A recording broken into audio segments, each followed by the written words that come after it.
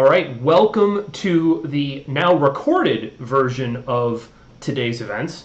So, as you know, I attempted to do the live stream for April 13th, was having some technical difficulties, so I'm going ahead and moving to doing this as a recorded video that I'll then upload, which is why you'll be able to see it.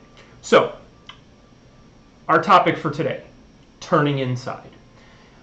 Turning inside is fighter pilot lingo for using energy and maneuverability to get behind an opponent.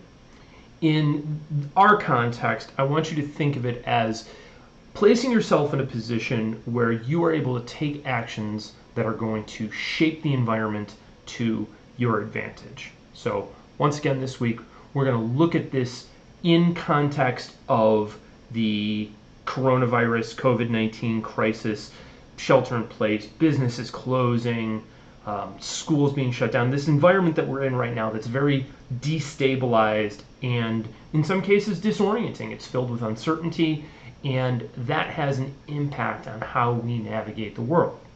So I want to jump back to a few things that we've talked about in the past just to be on the same page, right? So first off, I think that it's important to reiterate that sort of the foundational idea to much of the way that I think about decision making is rooted in what I refer to as the universal human motive, and that is that we seek to thrive as agents in the world.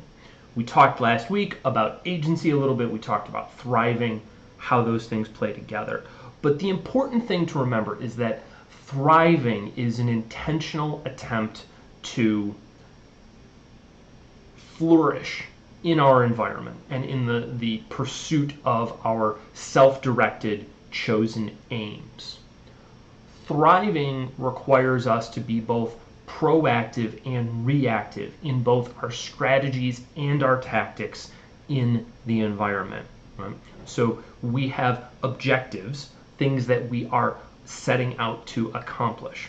We can also think of these as goals, but I like the idea of objectives because objectives build to goals in the framework that I like to utilize. So we have objectives.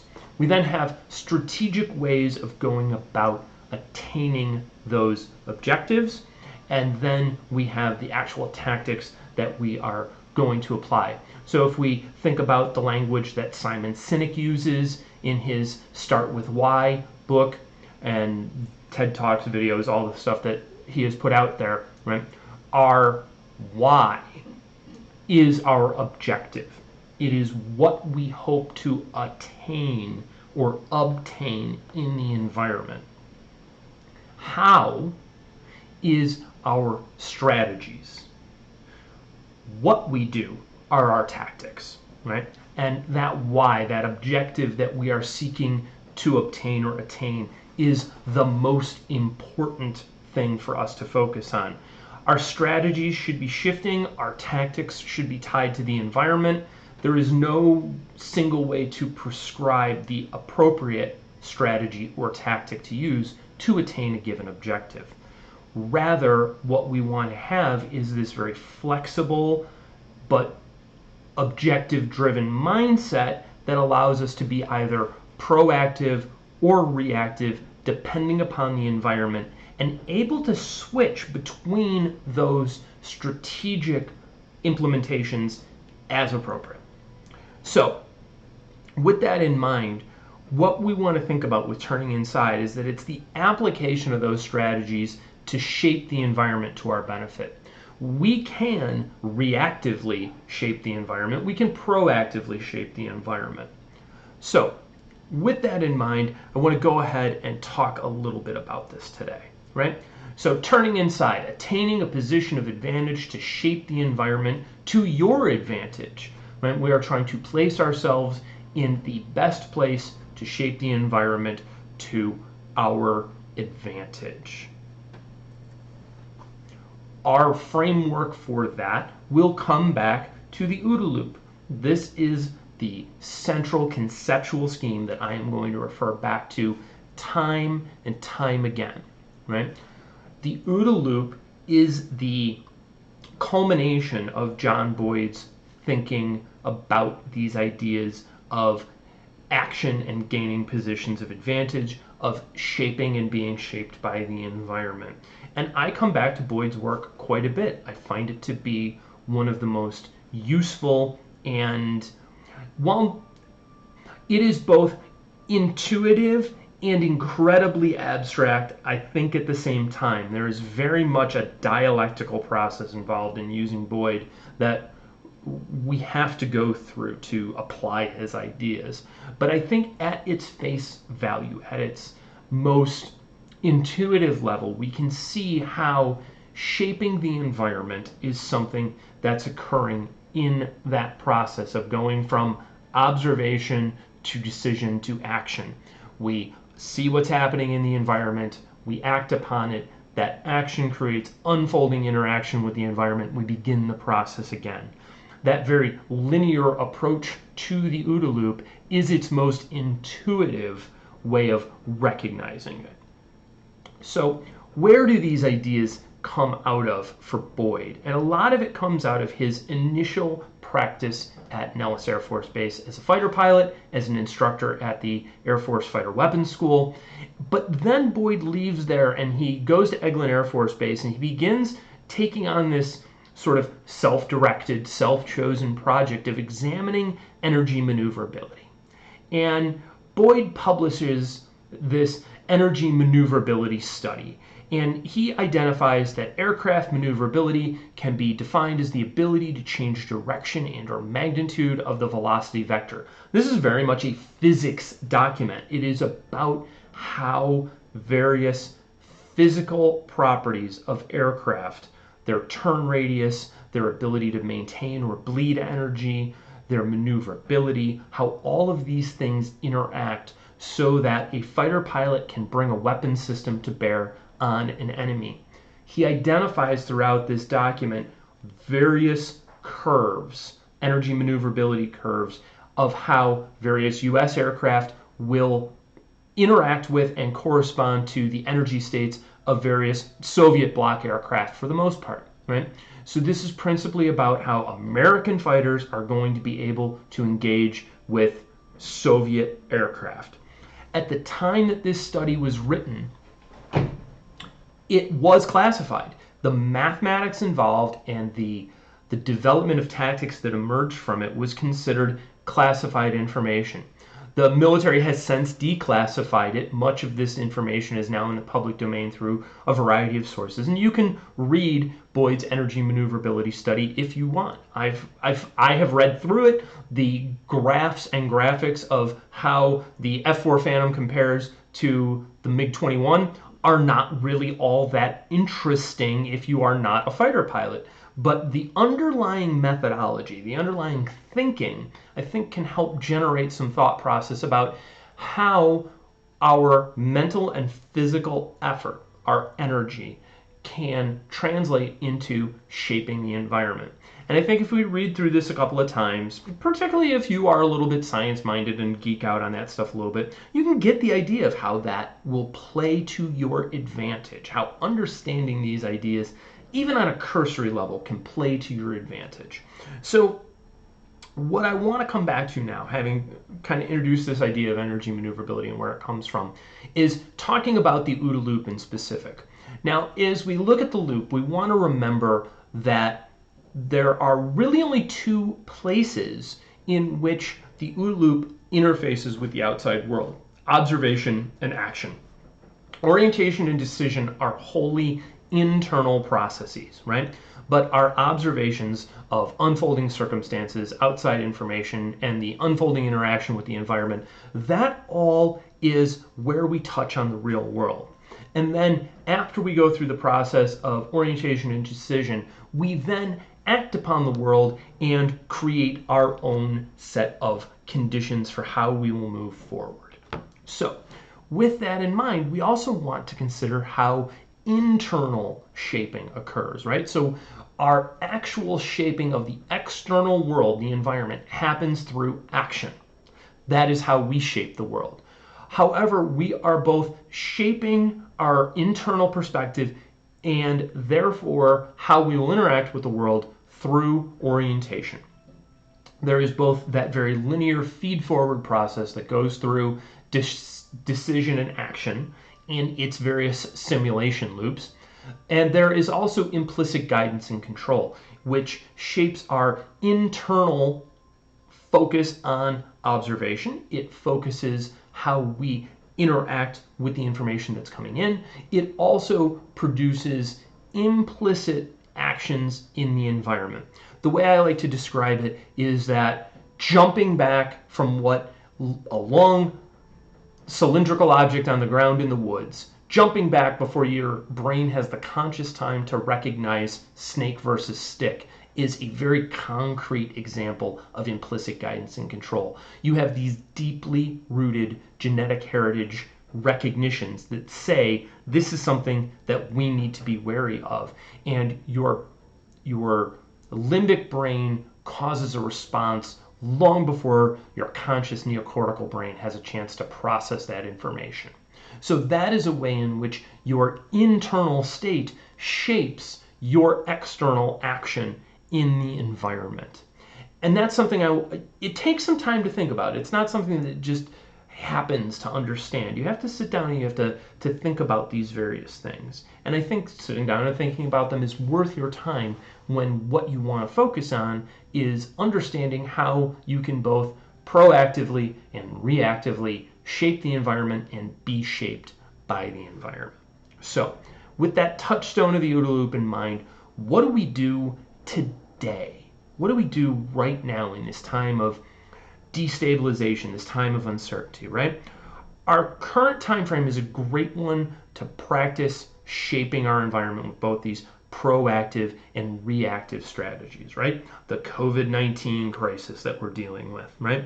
So reactively, think about how am you, dealing with COVID, and what do I do to respond to gain a position of advantage? Again, I'm going to come back to my own actions, and you can then use your actions you can then think about that for yourself, right? So dealing with COVID-19 in a reactive sense, right? So let's take a couple of different foci and go from there. So first, business. I've talked about this quite a bit. My reactive strategy to business is to say, I have to shut down my physical business as it has constituted, as it has functioned, because I am not going to maintain my current membership base, nor am I likely to gain new members. So that then gives reaction to proactive strategies, right? What am I then going to do now to shape my environment going forward? Reactively, in terms of a familial environment, right? I have to react to this environment by doing things like social distancing from my parents, social distancing from my in-laws, having my child's school environment kind of turned upside down, and bringing him back from college so that he is close to us in case one of us gets sick, right? All of these things are reactive processes. They are things that I had not planned for and I have to react to. But right now, in the midst of this, I can be proactively thinking about what I'm going to do going forward, both in the event that something like this occurs again, but also how to best function in the world in general.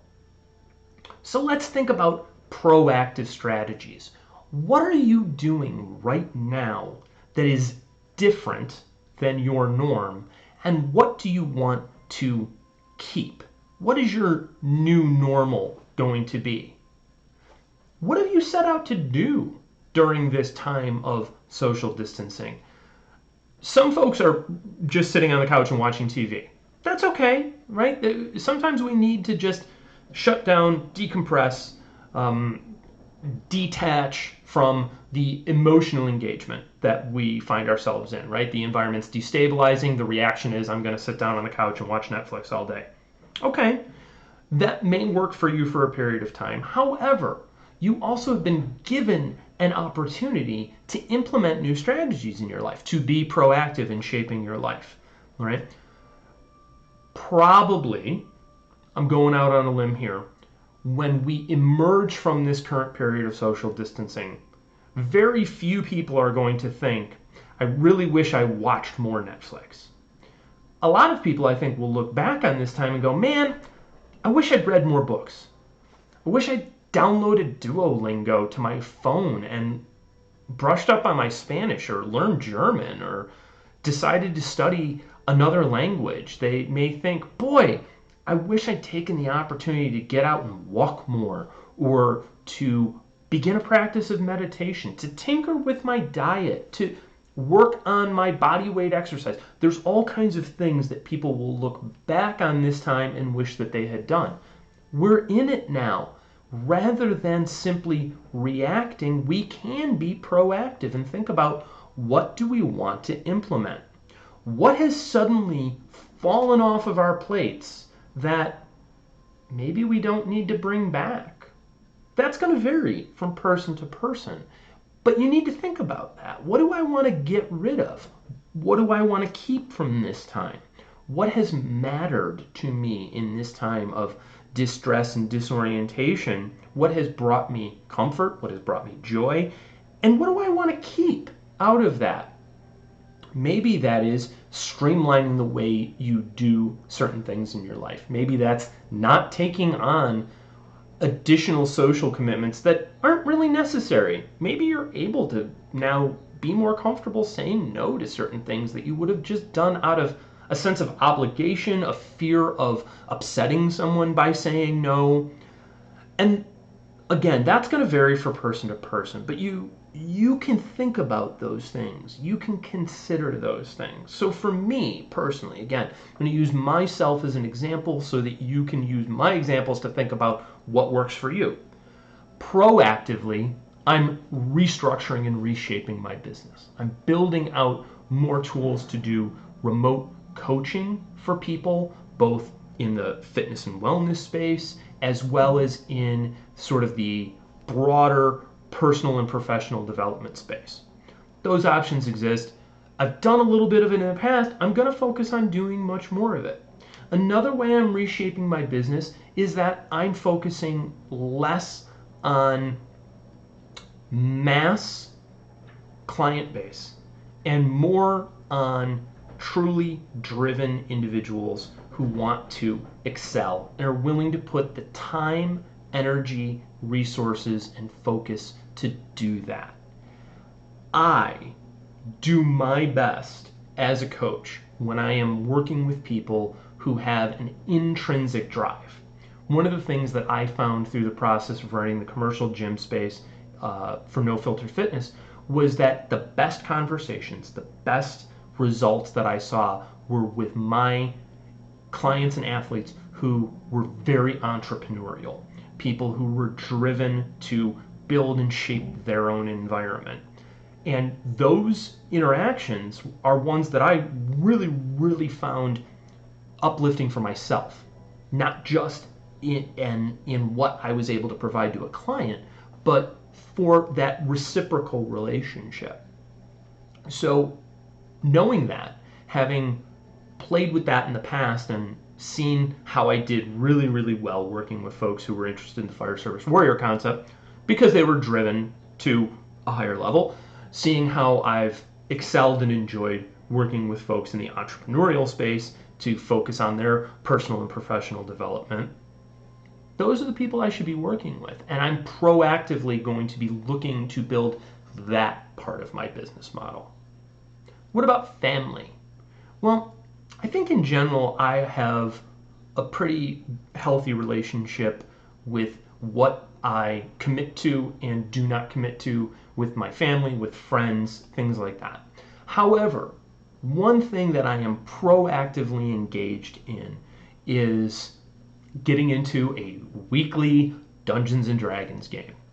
I haven't played D&D since I was 20, 22, something like that. So it's been 2 decades since I've played this game. It was a game I loved in my early adolescent teen years. Played it all the time, enjoyed it. It was a creative outlet. It was a social outlet. It was just fun.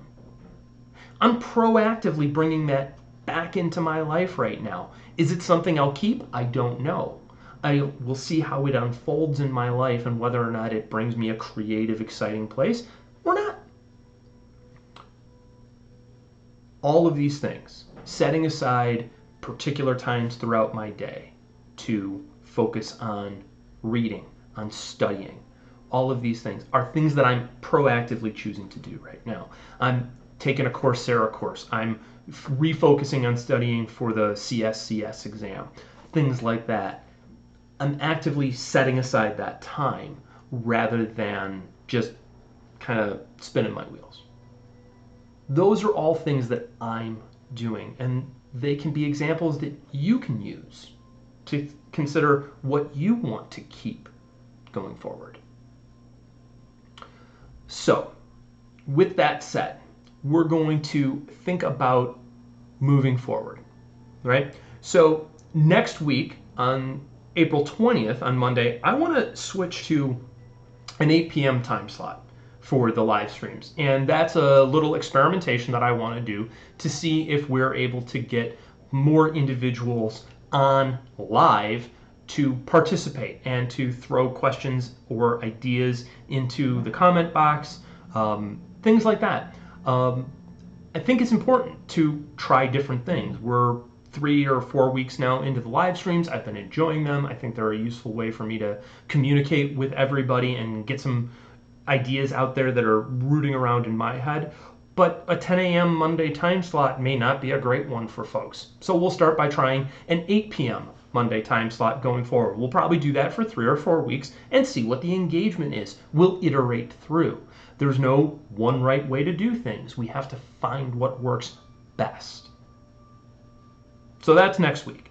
So some other kind of housekeeping things that I want to think about, right? If you are interested in any of the coaching practices that I do, whether it is remote coaching for fitness and performance, remote coaching for leadership and mentorship, general personal and professional development coaching, you can email chris@chrisfsw.com, and I will get back to you with sort of what the structure is for getting involved in that and the price points and things along those lines.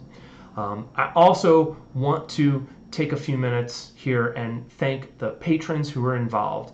One of the ways I'm able to focus on doing this work is the support of patrons. If you are interested in supporting us, you can visit patreon.com/ChrisFSW and jump in with as little as $2 a month subscriptions. And there's some exclusive content you get access to there, as well as early access to a lot of ongoing content. So with that in mind, I'd like to thank our patrons directly, particularly those folks who are really making a commitment to support us time in, time out. Kevin Richson, Travis, Andrew Kehoe, Eddie Crombie, Chase Morgan, Adam Mayers, Ryan Trader, Justin Ide, James Brennan, John Kwan, David Hinosa, Eric Chisholm, Brock Clapp, Zach Riddle, Brandon Douglas, Timothy Bullard, Trevor Harderhorst. Thank you to all of you, regardless of your level, for the support. We really appreciate it. It's helping me put this work forward and do that. So with that, we'll see you next week, Monday the 20th, 8 p.m. Cheers.